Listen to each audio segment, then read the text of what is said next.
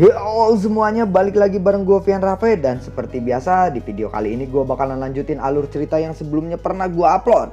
Dan buat kalian yang baru aja gabung di channel gue, kalian bisa langsung cek channelnya, kalian cek playlist di channelnya. Dan disitu bakalan ada berurutan rapi ya session-session sebelumnya yang pernah gue upload dan episode-episode sebelumnya yang pernah gue upload.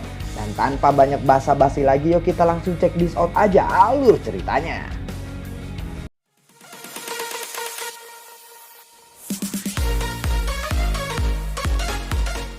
Di episode sebelumnya, kemunculan mention Kuno Tuse ke permukaan. Saat ini Guiyuan dan Hun Tiandi juga berhenti karena adegan ini. Mereka dengan hati-hati melihat ke arah laut magma. Sepertinya Xiaoyan memang benar. Memang ada makhluk misterius yang menjaga rumah dewa kuno ini. Ucap dari Guiyuan. Air terjun magma yang naik ke udara turun dengan tiba-tiba dan mendarat di lautan magma. Dan berubah menjadi gelombang besar yang dengan cepat menyebar dan menutupi gunung yang jauh. Kepala makhluk misterius itu yang mengandung aura ganas dan menekan auranya bangkit dari bawah magma dan menatap banyak orang yang di langit. Aku tidak menyangka ternyata ada seseorang yang telah memperoleh giok dewa kuno Tuse dan memunculkan rumah dewa kuno dari tempat sialan ini. Ucap dari makhluk misterius itu. Aku adalah kepala klan dari klan Guiyuan. Bolehkah aku tahu siapa Anda? Ucap dari Guiyuan.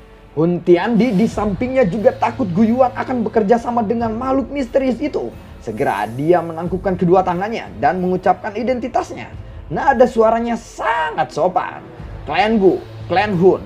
Hei, sepertinya dua faksi yang tidak dianggap besar saat itu. Tidak terduga bahwa kalian bisa mendapatkan giok dewa kuno Tuse. Ucap dari makhluk misterius itu. Guiyuan dan Hun Tiandi terkejut mendengar kata-kata ini. Berdasarkan kata-kata itu, sepertinya makhluk ini sudah ada sejak lama. Puluhan ribu tahun yang lalu klan Hun dan klan Gu memang tidak dianggap sebagai faksi teratas. Oh, siapa di antara kalian yang memunculkan rumah dewa kuno? Kalau begitu berarti aku berhutang budi kepadanya. Ucap dari makhluk misterius itu. Hahaha, batu giok kuno ini ada di tanganku. Jadi hanya aku yang bisa memunculkan rumah dewa kuno itu. Ucap dari Hun Tiandi. Tiba-tiba cahaya yang kuat melonjak. Lalu tubuh makhluk besar itu tiba-tiba menyusut. Dalam sekejap dia telah berubah menjadi pria paruh baya berambut ungu keemasan. Aku telah menerima bantuan Anda dan harus membantu Anda. Namun saat ini aku memiliki hal lain yang harus dilakukan. Karena itu kita akan menyelesaikan ini di masa depan. Ucap dari pria paruh baya itu. Pria paruh baya itu mengabaikan Hun Tiandi setelah dia selesai berbicara. Dia tiba-tiba melihat ke atas. Pria parubaya itu melihat ke arah Xiaoyan. Dia mengulurkan tangannya yang besar dan raungan naga muncul. Selanjutnya cakar besar emas menerobos udara dan menyerang ke arah Xiaoyan. Brengsek, ucap dari Xiaoyan. Xiaoyan langsung mundur dan melepaskan Yellow Spring Divine Angel. Wow, gelombang sonic spiritual dengan kejam menabrak cakar emas itu. Namun cakar itu tidak bergerak. Tuan, bolehkah aku tahu apa yang pernah Xiaoyan lakukan kepada Anda sehingga Anda begitu tersinggung? Ucap dari Guiyuan. Hahaha, diamlah, targetku hanyalah dia. Aku akan menyerangmu juga jika kamu ikut campur. Ucap dari pria itu. Dia telah merasakan aroma anaknya dari darah Xiaoyan beberapa hari yang lalu. Kekuatan garis keturunan itu unik untuk suku mereka. Namun Xiaoyan jelas-jelas adalah manusia sejati ketika dia memandangnya. Dalam hal itu hanya ada satu jawaban. Dia pernah melahap dan menyempurnakan kekuatan garis keturunan anaknya. Anaknya mungkin telah dibunuh oleh Xiaoyan. Itulah dua kemungkinannya. Ekspresi ganas di mata pria ini menjadi sangat padat saat dia memikirkan hal itu. Hahaha, Guiyuan tampaknya keberuntungan tidak berpihak kepadamu. Ucap dari Hun Tiandi. Hentikan dia, teriak dari Guiyuan. Li Ying dan yang lainnya dari pasukan aliansi bergerak setelah mendengar suara dari Guiyuan. Suara angin kencang muncul dari sekitaran pria itu saat menyerang Xiaoyan. Dia tiba-tiba mengangkat kepalanya. Buar! Li Ying yang baru saja menyerbu ke depan diserang oleh gelombang sonik yang menakutkan. Sialan, serahkan hidupmu, ucap dari pria itu kepada Xiaoyan. Tangannya meraih ke arah kepala Xiaoyan. Xiaoyan terus mundur dan menghindari serangan-serangannya. Cahaya 9 warna tiba-tiba melesat ketika orang itu menyerang. Piton penelan 9 warna surga. Tidak disangka masih ada hewan Slowing Python di dunia ini, ucap dari pria itu. Eksekusi surga pembakaran kaisar emas, teriak dari pria itu. Coba buar, pria itu melemparkan pukulan ke depan dalam menghadapi serangan ini. Angin telapak tangan biasa itu langsung menghancurkan sinar cahaya 9 warna. Serangan yang lemah. Kamu tidak akan bisa melarikan diri sekarang, ucap dari pria itu. Cahaya ungu emas itu muncul, lalu pukulan itu mengenai Xiaoyan dan Sun-Er di sampingnya. Cahaya itu datang dan setelah itu ruangan di sekitarnya langsung disegel. Ekspresi Xiaoyan berubah drastis, lalu pikiran gila tiba-tiba muncul di kepalanya. Xiaoyan mendorong Sun-Er jauh-jauh dan tubuh Xiaoyan mulai bergerak dengan cepat. Dia berencana untuk menghancurkan tubuh fisiknya sendiri. Meskipun penghancuran diri ini tubuh fisik seseorang tidak akan menyebabkan kematian, tetapi jika itu dilakukan oleh Xiaoyan, ledakannya akan membuat bahaya yang sangat besar. Namun dia tidak punya pilihan lain saat ini. Jangan, teriak dari Sun-Er. Bocah sialan, kamu benar-benar kejam, ucap dari pria itu. Tubuh Xiaoyan bergerak dengan cepat. Tepat ketika tubuhnya akan meledak, segel cahaya di tangannya tiba-tiba mengeluarkan kilauan cemerlang. Segel naga yang ditinggalkan Xian memungkinkan Xian untuk mendeteksi jika Xiaoyan dalam keadaan bahaya. Xiaoyan, jangan merusak dirimu sendiri. Suara dari Xian yang cemas tiba-tiba dipancarkan dari dalam segel cahaya yang berkedip-kedip. Setelah itu cahaya kemasan terang tiba-tiba melonjak dari segel naga dan dengan cepat melilit tubuh Xiaoyan dengan menekan Xiaoyan untuk menghentikan penghancuran dirinya. Cahaya keemasan terang meletus dan berubah menjadi naga emas besar. Naga itu meringkuk dan dengan cepat melilit Xiaoyan. Xian, jangan halangi aku, ucap dari Xiaoyan. Segel ungu emas besar yang dipenuhi dengan kekuatan yang menakutkan tiba-tiba muncul di atas kepala naga besar. Segel cahaya itu dengan cepat runtuh dan cahayanya melesat ke segala arah dan menyinari wajah pria parubaya itu. Anakku, ucap dari pria parubaya itu. Dia bisa merasakan aroma garis keturunan yang sangat familiar di dalam tubuh naga emas. Itu adalah garis keturunan dari nenek moyang yang sama. Satu-satunya di dunia ini yang bisa memilikinya hanyalah anakku. Anakku, ucap dari pria itu. Siapa anakmu? Ucap dari Guiyuan. Naga besar itu menyusut dengan cepat. Akhirnya berubah menjadi sosok wanita berambut ungu dengan sosok yang anggun. Apakah kamu baik-baik saja? Ucap dari Xian. Aku baik-baik saja. Kenapa kamu datang? Tanya dari Xiaoyan. Berani-beraninya kamu menanyakan ini kepadaku. Masalah besar telah terjadi, namun kamu tidak memberitahu suku naga violet kuno, ucap dari Xian.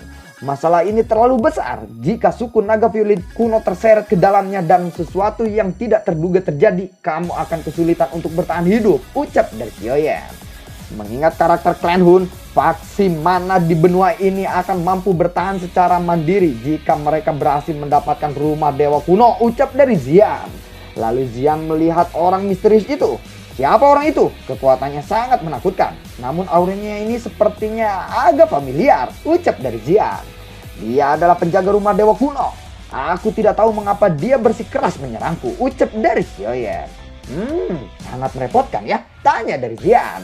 Tangan Xian dengan lembut menarik ruang di depannya. Retakan lubang spasial terbentuk. Dari sana bisa terdengar suara angin yang kencang.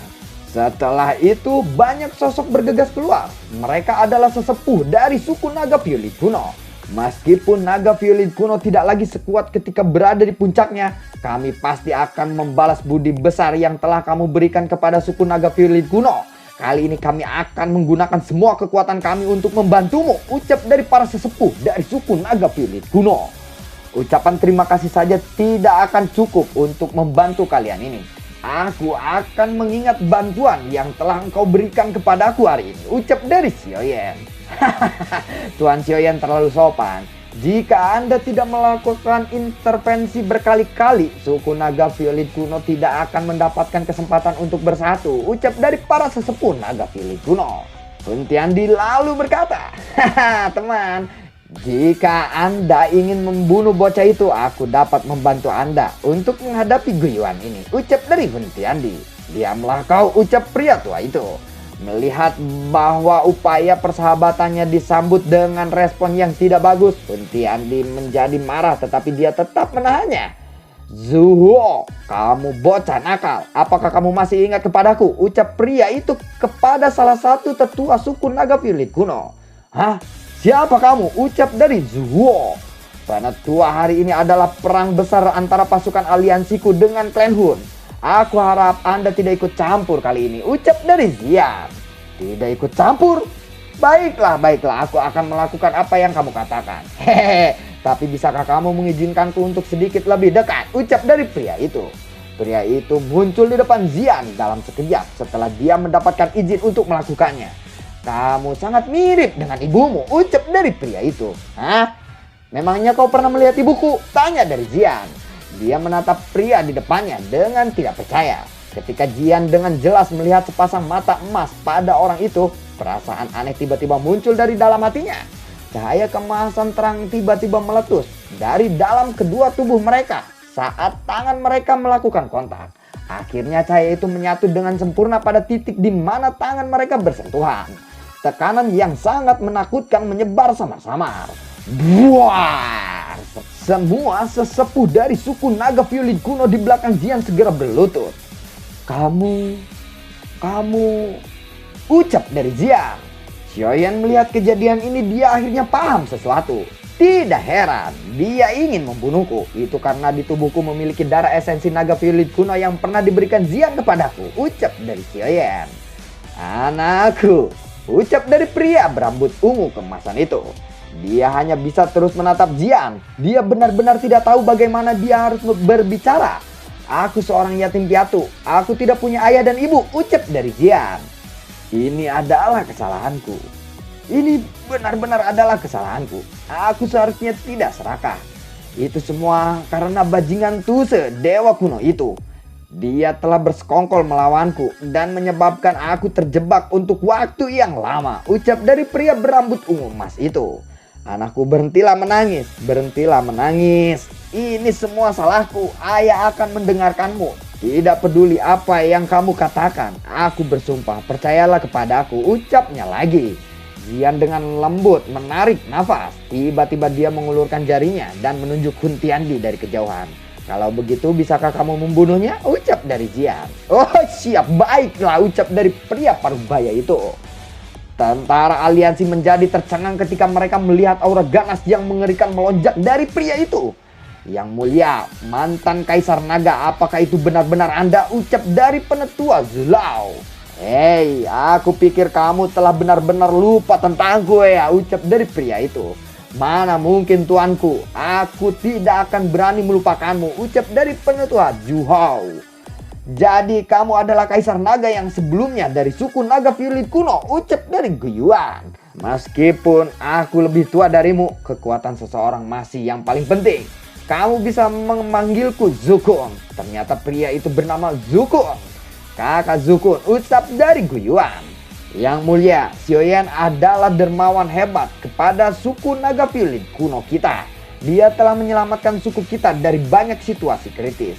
Terlebih lagi jika bukan karena dia, Zian tidak akan bisa kembali dengan selamat ke suku kita, ucap dari penetua Zuhao.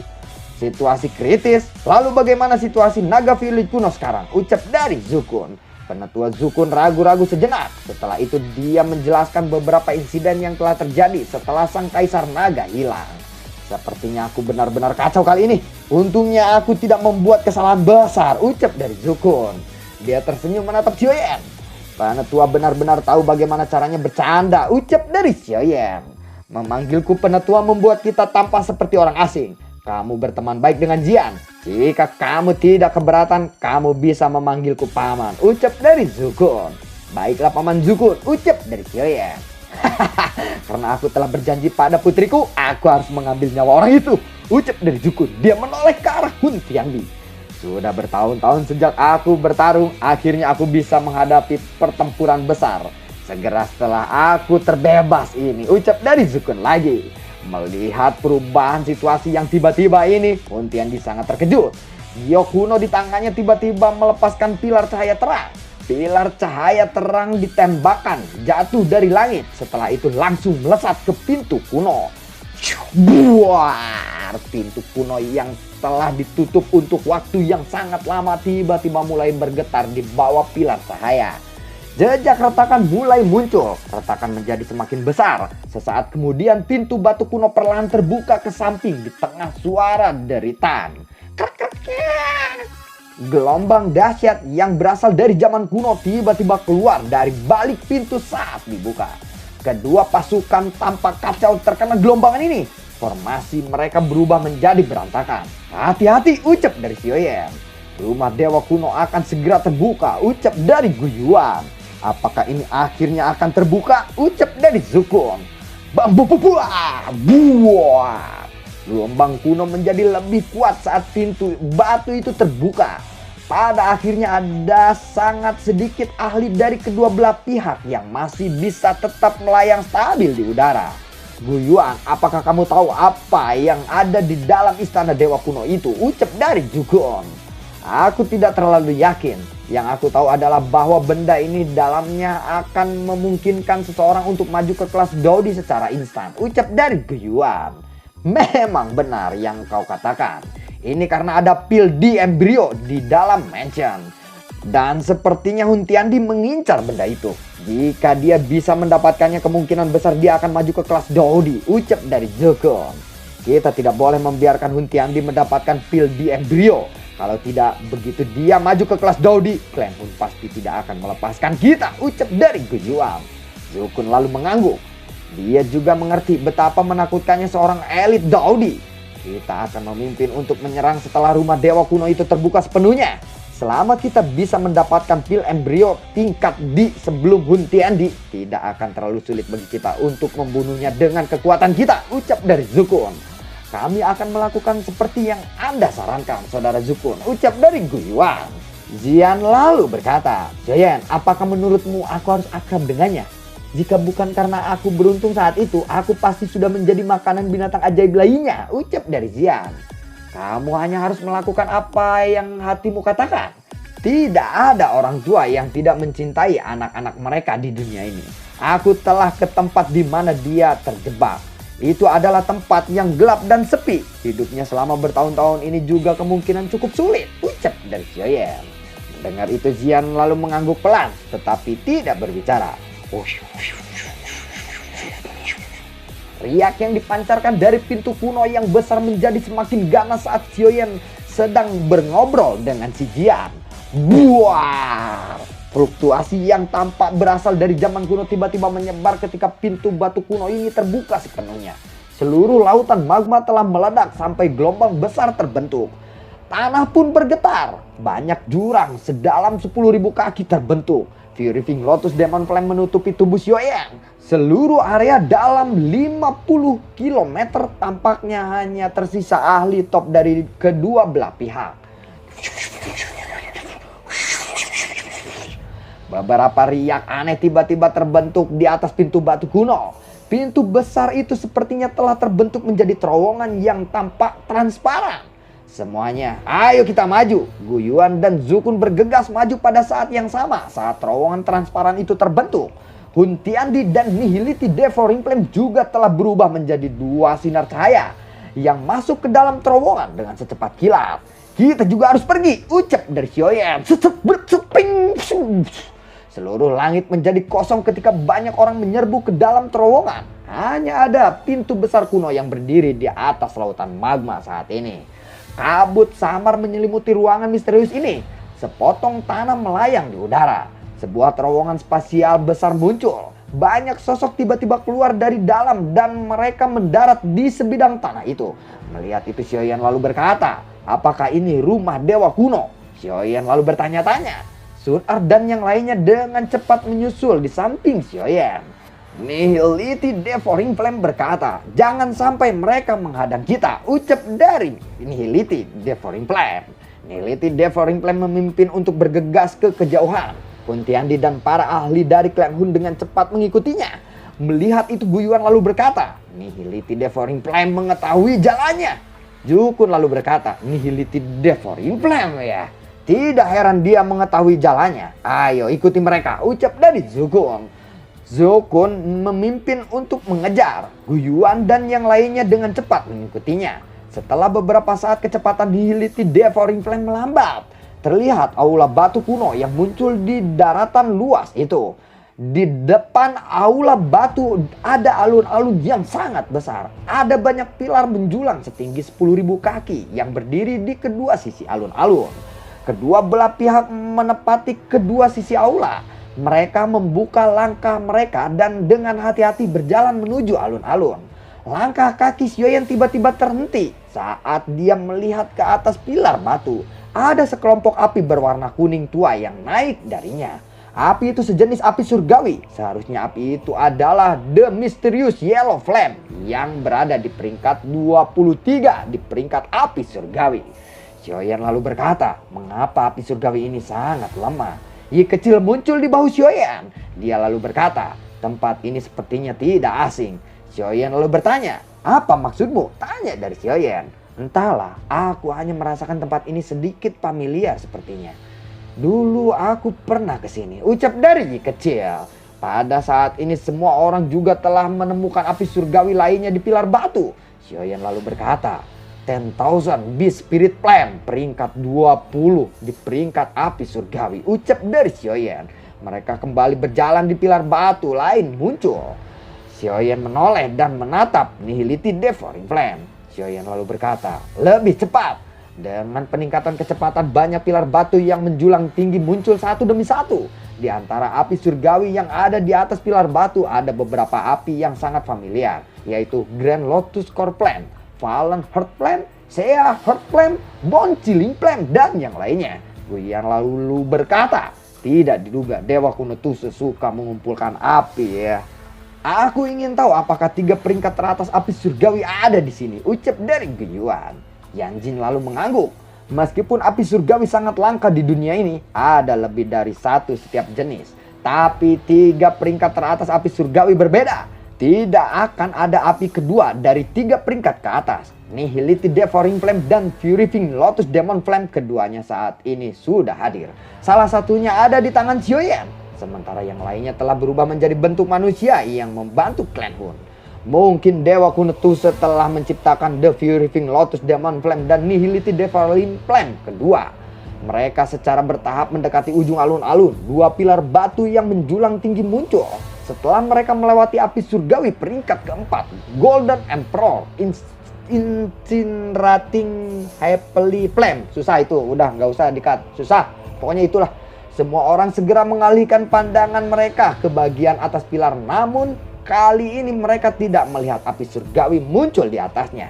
Bagian atas pilar batu itu kosong dan Purifying Lotus Demon Flame dan Nihility Devouring Flame yang mereka harapkan tidak ada. Guyuan lalu berkata, "Ini adalah 2 pilar batu terakhir. Tampaknya bahkan Dewa Kuno Tuse tidak dapat memperoleh api surgawi peringkat pertama yang legendaris itu," ucap dari Guyuan. Xiaoyan perlahan menyentuh Yi kecil di bahunya. Tiba-tiba dia mengingat perasaan akrab yang telah disebutkan oleh Yi kecil sebelumnya. Dan bagaimana Nihility Devouring Flame tahu jalan ke sini. Xiaoyan melirik Nihility Devouring Flame. Terlihat Nihility Devouring Flame sedang melihat pilar terakhir dengan ekspresi yang aneh.